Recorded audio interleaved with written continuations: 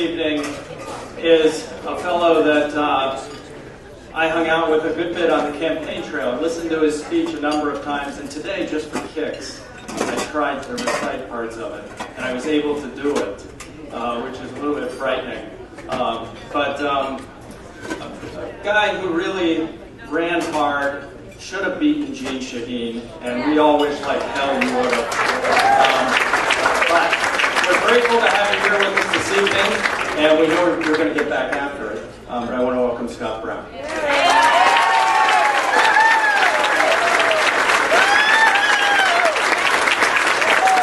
All right, how's everyone doing? Great to see you. Great to see everybody. Frank, thank you very much. Dan, it's good to see you. Marco, a dear friend, one of the hardest workers in the United States Senate that I actually know. And I want to wish you well. I thought you were all has been very professional and well done. I want to say good evening to everybody and happy spring. Yeah. It's about time. Our snow finally melted in our backyard as well, Frank, so I know what you're talking about. And it's great to be back here in Nashua. And I want to just say that Gail and I were so very thankful for all your support and well wishes. And some of the good and bad wishes we had too. We respect everybody's opinions and appreciated the opportunity to be your nominee in the last Senate battle. So let me just say that for all of you, a special thank you as well to Jennifer and her team for putting together this amazing event.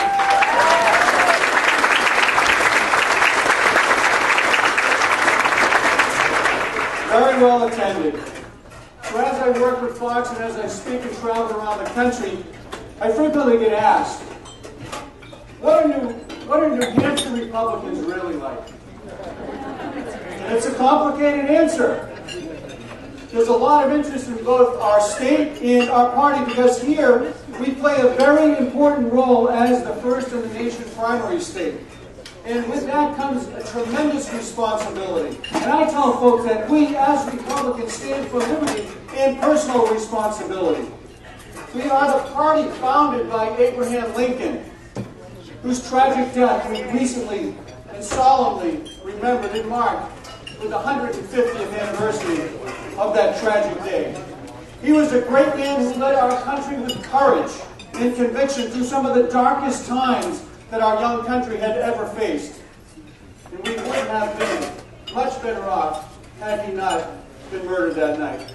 President Lincoln steered us through the Civil War and was deeply committed to the preservation of our great country, our great union, so that in his iconic words from the Gettysburg Address, the government of the people, by the people, for the people, shall not perish from this earth.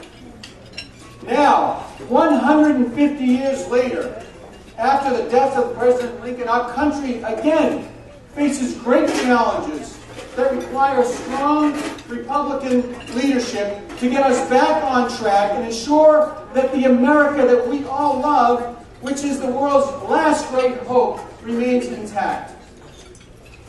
At home, we have an economy that has still left too many people in the middle class behind. We've got exploding entitlement and government programs that have driven our national debt to record levels with no end in sight. We've got a national health care plan that is creating instability and uncertainty for our private sectors.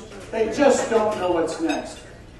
And we've got a Democratic Party, folks, whose solution to all these problems can be summed up in these very familiar three words: tax and spend.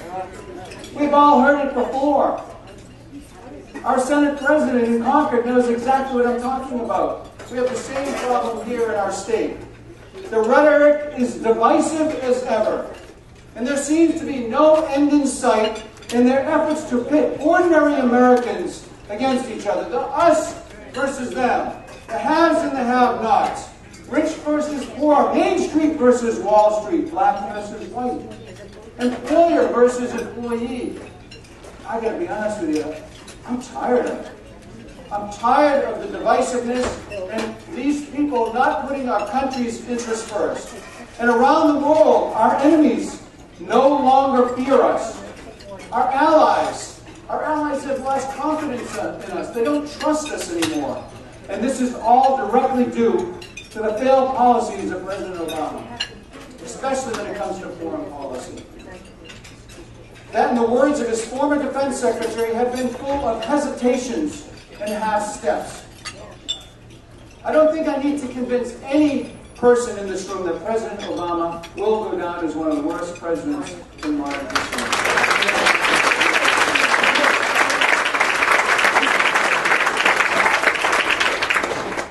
And people have asked, how do you feel after the election battle you have? And I will reiterate what I said that night. We all contributed to making Harry Reid the minority leader. And as you know, I believe, and have said this publicly, that he will go down as one of the worst majority leaders in our country's most recent history. Those facts absolutely speak for themselves. And as we all know, as New Hampshire Republicans, we will play a very important role in choosing our GOP nominee like we do every 4 years. We are a small state, as Dan said and Frank said, but we are a proud state and take our role as the first in the nation primary very, very seriously. Over the next many months, we will begin a spirited debate, as usual. And once again, we will have a huge field of GOP contenders, unlike the other side. The people I know that are running, I respect each and every one of them. They're good people. The sacrifice that they and their families are going to go through is to be commended. A spirited debate is a good thing. Unlike on the other side, where they don't really have that because they seem to kind of nominate and anoint their nominee. I say, let's hear those differences. Let's talk about them. Let's have the town halls, which is so critical to the New Hampshire political tradition. Let's take our ideas directly to you, the voters, who in this state are the most informed and knowledgeable electorate in this country. And once the voters, however, choose our nominee, and who that person will actually be next year, my question to you, my very important question to you, is will we come together as a focused and well-oiled machine to support our presidential candidate with a united front? That's my question to you.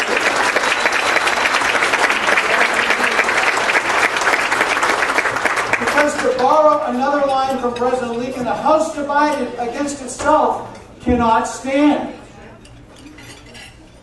That line is especially true today.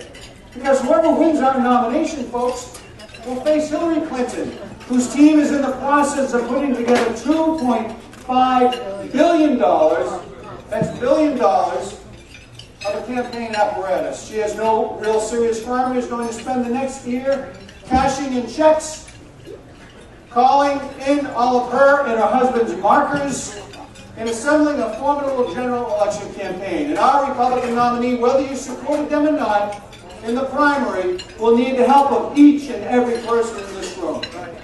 So let's take a look at what a Clinton presidency would represent. It would represent a double standard where the Clintons play by one set of rules and the average Americans play by another set of rules.